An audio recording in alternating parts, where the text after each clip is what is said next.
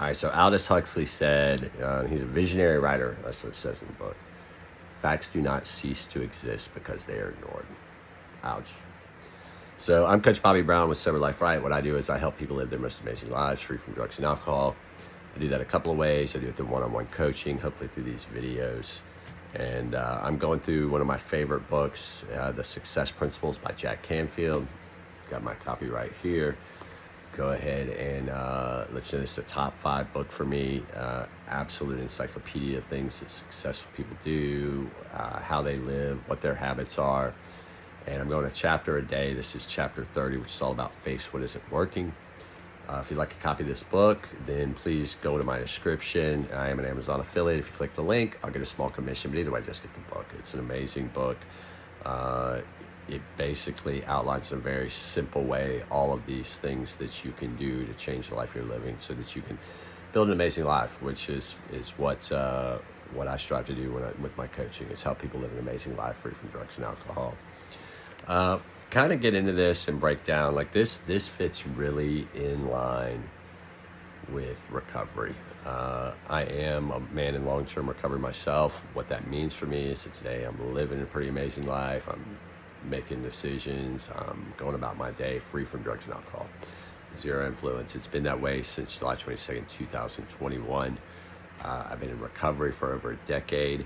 So you can see those numbers don't exactly match. So some of my recovery time has included active using and making mistakes and figuring things out and like really deciding a lot of trial and error.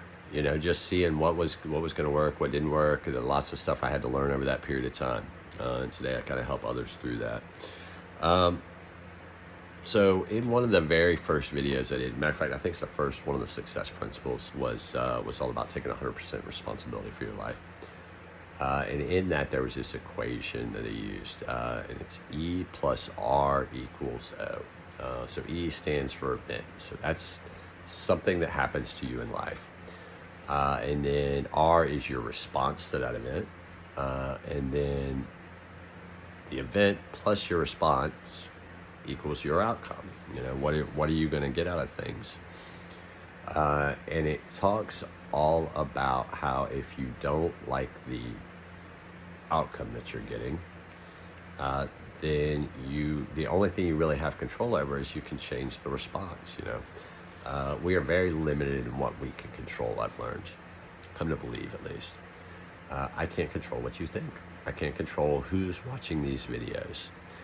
I can't control who likes these videos, who subscribes to these videos. I can't control who picks up the phone or clicks on an internet link, decides that they want to do some coaching with me. I can't control, I just got a ton of stuff I can't control. Can't control the weather today. I can't control who likes me or dislikes me. What I can control is my actions, to some degree my thoughts, and everything else kind of falls under that category. But I can control me, and I can control my responses. So in order for me to make a change, before that change can happen, like I've got to realize, I've got to get honest with myself that what I'm doing isn't working. That sounds like a fairly simple thing. But when I look at my own recovery and I go back and I say, okay, the first time I thought that I should, and when I consider myself in recovery, was the day after my 40th birthday. Had my partner at the time threw this amazing surprise party for me at this Mexican restaurant. Had out probably like 50 of my close family members and friends, and all to celebrate my big 40th birthday. And I was completely shocked. Thought we were going out to dinner for something completely different. And she's got a cake and like all these, she's got these like tombstones because I was apparently old back then. And then at some point in the night, I probably brought up the idea of a birthday shot. It started with one shot, which in turn led to me blacking out, which was a common occurrence. And so basically the night goes through. I don't remember a whole lot. I remember sitting at the bar and I remember drinking lots of shots with lots of people and everybody being kind of happy. But then the next thing I remember is waking up the next morning, my alarm going off, feeling like absolute death, and looking like absolute death. My friends had all planned ahead. We were like used to this kind of drinking. We had this appointment set at this place called Hydration Station, so we'll plug for them back in Atlanta, for the Atlanta people watching this, where you could go and you could get an IV and you could get oxygen, you could get these vitamins in your IV, and you could get all these add-ons. And so my alarm went off and I knew I had to get over to my friend's house to go to this hydration station. And I remember just struggling, like my head just pounding. Like one of those, if you're a heavy drinker, then like you've had those hangover mornings. This was probably, the intensity was probably a top 5 or 10 for me. But I made it at my friend's house and I knocked on his door, and I remember like the look on his face when he opened the door. Like I must have looked bad. I must have looked real bad. I could barely function, but I remember the look on his face. And then I remember I kind of remember the morning. I remember being at the place, and there's like 4 of us. They do you one at a time. And I am obviously in much worse shape than anyone else, but for whatever reason, they're getting everybody else lined up. And they finally get me in to get the IV. I'm so dehydrated from the alcohol, like I can't hit a vein. And this is before I had done any IV drug use later in life and damaged my veins in other ways. But they had to put it in my hand. And I remember, you can, depend on how dehydrated are you, I guess, determines how fast these saline bottles will suction down. But like everybody had like a 5, 10, 15 minute head start on me, and mine was drained faster. Probably could have used a second.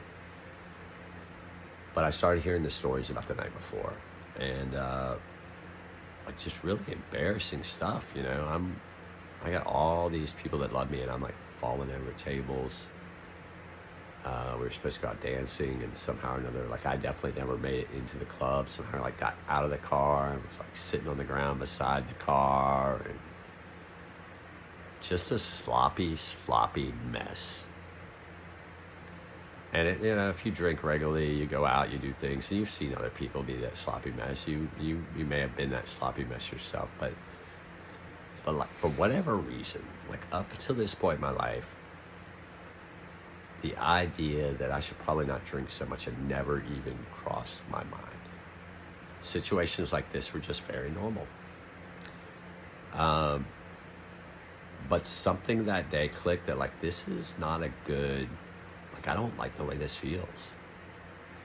I don't like the way that it feels. And like everybody's kind of joking, everybody's good natured about it. Like these are people that love me. Like these are my good friends. These are not people that are like out there talking about me behind my back or any of this stuff. Like this is very just open. Like this is just how we partied. And but something about that day like hit me that like I don't want to do this anymore. And I made a decision that, okay, well I should probably stop drinking, or at least like definitely don't get drunk like that again.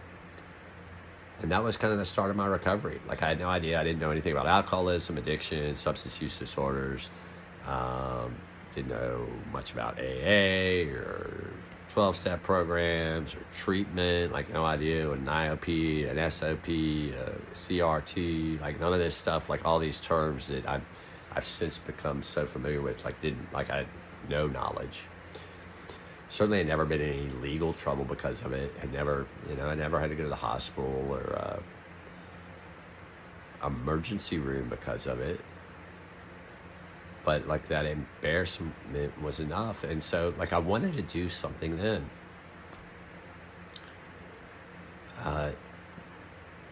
Fast forward, I didn't know what to do though. And so I stopped drinking for a while. But then a situation came up where we're out for dinner, and I did drink, and then blacked out again. And then I started getting dissatisfied with my life, and then I started doing other things, and then eventually, before I know it, like things just spiraled so out of control. I don't know. I guess what I'm trying to get at is, for a long time, like I never thought I couldn't stop using or drinking. Like I never thought it would be an issue.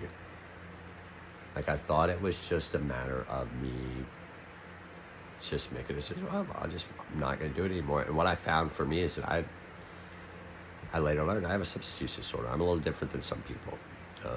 Different than 9 out of 10 Americans is what the estimates are. Like 1 in 10 people suffer from some sort of substance use disorder.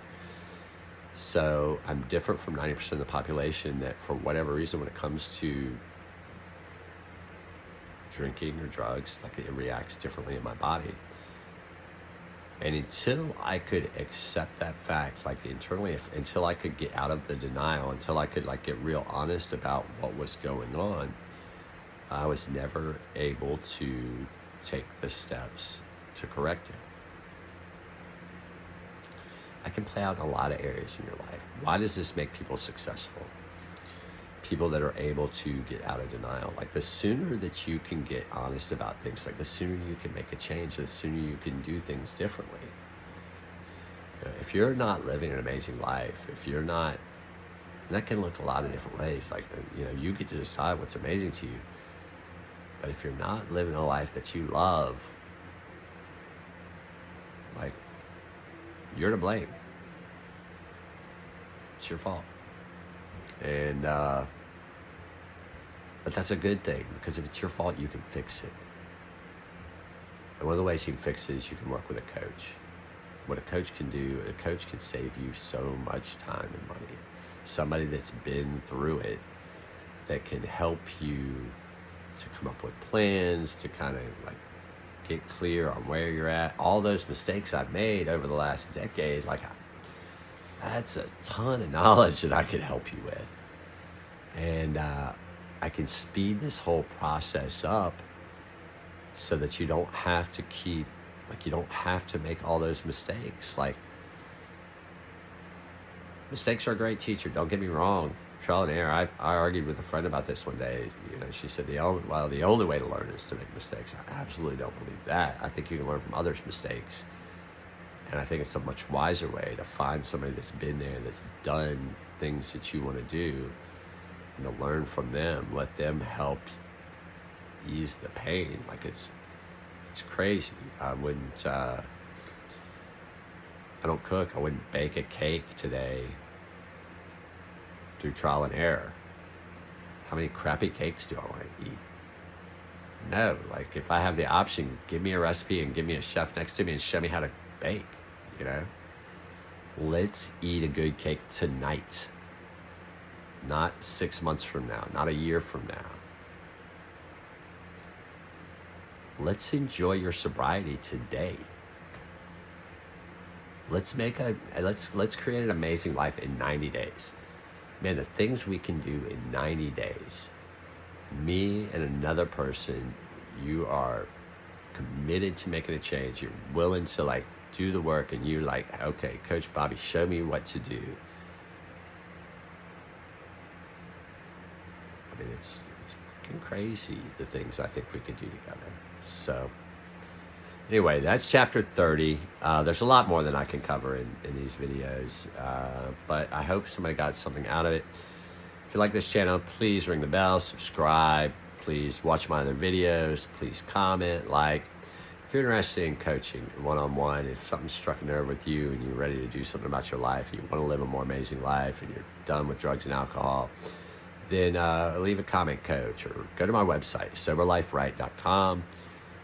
Book an appointment. Let's do a discovery call. Let's me and you talk. No pressure, and we'll just kind of see what's up. If I can help you, and you're ready to make the investment of time and money into it, then like I'm down to go. So I hope everyone has an amazing day.